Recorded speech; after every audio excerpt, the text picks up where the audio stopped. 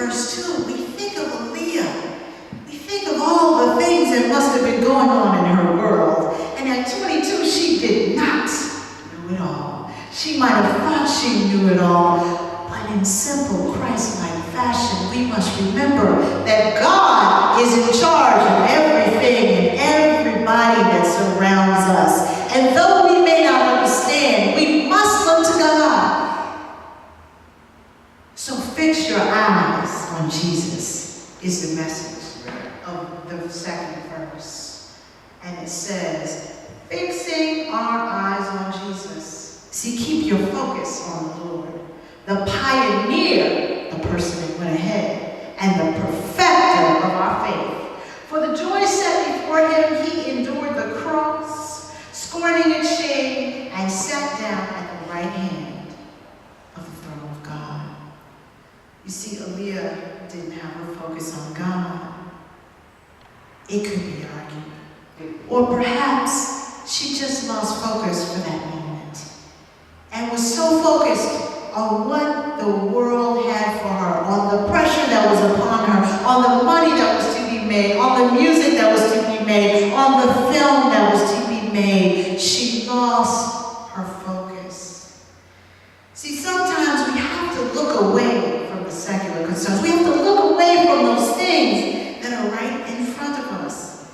As we discussed on Friday, do not allow the world to control your focus. Continue to work on your spiritual vision so that your biological vision does not blind you from seeing the true will of God for your life.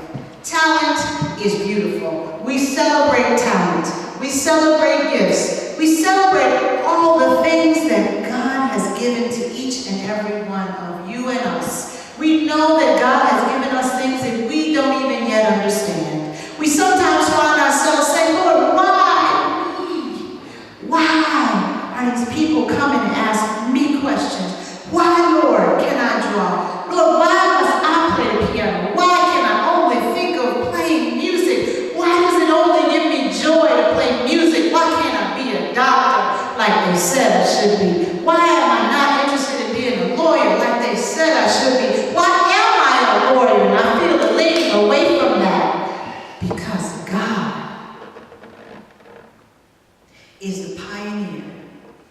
Other translations say the author and finisher of our faith. Live the life that God has in store for you. I love the song that says, it's me, oh Lord. It's not my mother, not my father, not my brother, not my sister. It's not the preacher nor the deacon. But it's me, oh Lord. It's me, oh Lord. Live the life that God has for you. Not the life that someone else wants for you. Not the life that the world says is the right life. You should live with your eyes focused on God. For we know that our physical eyes can trick us. You see, we put on fancy clothes when we sing music. We stand in front of people who yell at us when we play music. We go to a law firm and they feed us well, and they encourage us to dress well, and they encourage us to go meet other well-dressed people, and they give you membership to the downtown club, and you get access to all kinds of places that you never thought you might have access to. And you look around, and it looks good. But then I remember that statement that so many of our grandparents shared with us throughout our lives. Remember, baby, not everything that glitters is gold. So don't allow your vision to blind you from what God has for your life. Fix your eyes on Jesus. And then verse 3. Because sometimes the road is rough and the going gets tough and the hills are hard to climb. We find ourselves crying out. Sometimes we find ourselves turning inward. Sometimes we find ourselves turning to all manner of things in the world. All the places that we know we could go all the things we know we can buy. And when we come home, we still feel empty. All the money we can make in the world, and we make it, and we still feel empty. Now don't laugh, but I tell you that there was once a time in my life where I had a friend who had an older brother who made $50,000. He made $50,000 a year. He had a family. He lived in a beautiful house, and I thought, Lord, if I could just make $50,000. And then one day, I was making 55, and I was bored out of my mind. Luke as my witness, I was bored to tears because I wasn't within the will of God for my life. Verse 3 says, consider him who endured opposition from sinners, so you will not grow weary and lose heart. See, consider Christ's experience on the cross. Spat upon, starved, cut, talked about, shamed, ridiculed. Yet he said, Father, forgive them, for they know not what they do. I will stay here because I love them so much. I'm going to endure whatever I have to endure, but I'm going to keep on keeping on. You see, when you look at every element of Christ's behavior, you consider his conduct, you enter into his spirit, you examine his motives, his objects, and you remember that we have to act as he called us to act. You see, that same spirit is within us if we would but look to God. God will give us that spirit. He will give us that strength so we can conquer craziness with meekness. We can conquer sickness and badgering with patience and perseverance. For as we discussed on Friday,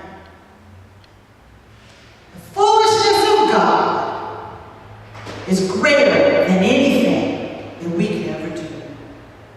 We should follow in the footsteps of God. So you think about some of the passages that some of our folks who don't understand God might think are ridiculous. And you think about things like the passage that says, come, follow me, and I will make you fishers of men. What? Take my yoke upon you and learn of me. Take a yoke? What? Yoke? That doesn't sound right. But when you think about the things that the world perceives as foolishness, we know that there are people here who are teachers. There are people here who have all myriad of gifts. There are people who walk into a room and are instantly surrounded by people. Because God has given you a message for those people. That's fishers of men. You are a fisher of people if you are the person to whom people are drawn. Take my yoke upon you doesn't mean get choked up by what I'm trying to do. It means join me. It means lock arms with me because I am here and I am prepared to love you when no one else loves you. I am here and I am prepared to carry you when no one else wants to carry you. I am here and I'm prepared to wipe your snotty nose when you finally break down and cry because I love you. I love you. I love you. I love you. You see, the foolishness of God beats anything that we might ever come up with.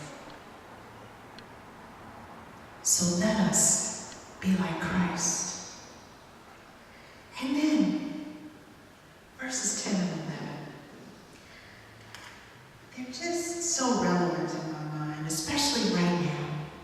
As we look across the country, as we look across the Commonwealth, as we even look across Boston, we don't have to look far to see that people are in pain.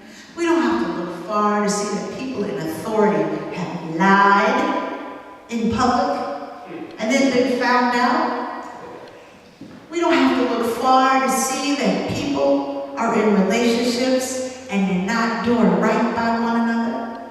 We don't have to look far to know that people are in jobs that they hate because they think it's where they're supposed to be. And so that brings about discomfort. That brings about anxiousness. That brings about pain. And so verses 10 and 11 say, they disciplined us for a little while as they thought best. This is the reference to our earthly parents, family, loved ones, guardians. But God disciplines us for our good, in order that we may share in His holiness. No discipline seems pleasant at the time, but painful. Later on, however, it produces a harvest of righteousness and peace for those who have been trained by it. So what are we talking about? God loves us so much that even as He holds us in His hands, smarting from the various forms of pain in our lives, whether it's we're afraid of what God is trying to give to us, we're running from our call. I've been there. We are struggling with a family situation. We're struggling with just what do I want to do and who am I? And somehow along the way I've lost sight of who I am.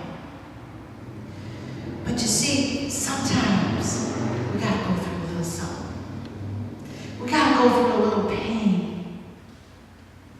But it's only for our good. Sometimes we ourselves set the very things in motion that we're dealing with. We ourselves. But you see, not from passion, not from some outward excitement, but because God loves us so much, He's standing beside us, even as we face our struggles and our trials. Not for the love of His superiority does God sometimes have to watch us as we cry. But God has vision beyond our ability to comprehend. And God is standing with us to make sure that we will not perish, but have eternal life. Is pushing us to benefit from an experience that we don't understand. We may be assured that no other cause influences the Lord our God other than His desire to promote our welfare. Can never be mistaken as anything but that. For God holds us in our successes. God holds us in our failures. God holds us in our challenges. God has got